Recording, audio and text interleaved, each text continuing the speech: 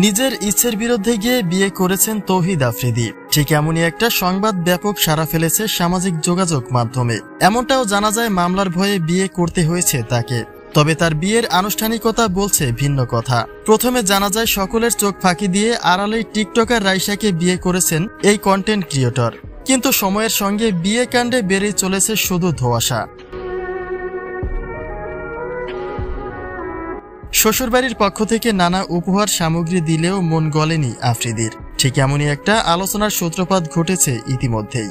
বিয়ের কিছু ভিডিও এবং স্থির চিত্র হঠাৎ করে গত 4 দিন আগে ব্যাপক সাড়া ফেলে সোশ্যাল মিডিয়ায়। কিন্তু আফ্রিদির পক্ষ থেকে এখন পর্যন্ত জানানো হলো না কোনো কিছুই, যে কারণে কে বলছে সকলের চোখ ফাঁকি দিয়ে বিয়ে করতে বসেছেন আফ্রিদি। কিন্তু বিষয়টি কি আসলেই তাই? আফ্রিদির বিয়ের আনুষ্ঠানিকতায় দেখা গেছে তার আত্মীয় স্বজনদের সবাইকে। বিয়েটা ঘরোয়া আয়োজনে হলেও জনমুখে বিয়েটা করেছেন আফ্রিদি। এখন আসা যাক বউ বিভ্রাট নিয়ে।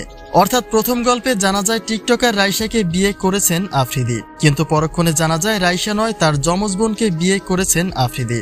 সব মিলে বিয়ে কাণ্ডে নানাভাবে সমালোচনার শিকার তাকে হতে হচ্ছে। যদিও এই সবকিছু নিয়ে এখন অবধি মুখ খোলেননি দেশসেরা এই ইউটিউবার। তবে আফ্রিদি কেন নিজের বিয়ের খবর নিজে থেকে প্রকাশ করলেন না, সেটা নিয়েই আক্ষেপ রয়েছে অনুরাগীদের। অন্যদিকে শাশুড়ির থেকে পাওয়া লাখ টাকার আংটিতে সন্তুষ্ট না থাকার আলোচনাতেও জড়িয়েছেন আফ্রিদি। অর্থাৎ এক কথায় এমনই একটা খবর প্রকাশ পায় যে মামলার ভয়ে প্রেগনেন্ট মেয়েকে বিয়ে করেছেন আফ্রিদি। কিন্তু বাস্তব অর্থে এই কথার কোনোই ভিত্তি নেই। কে বা কারা এই বিষয়টিকে ইস্যু করে আফ্রিদির বিয়ে কাণ্ডে জড়িয়ে দিচ্ছে সেটা মূল ফ্যাক্ট নয়। সর্বোপরি কথা, কারো সম্পর্কে সঠিকভাবে না জেনে বুঝে নিশ্চয়ই কাউকে নিয়ে বাজে মন্তব্য করা উচিত নয়।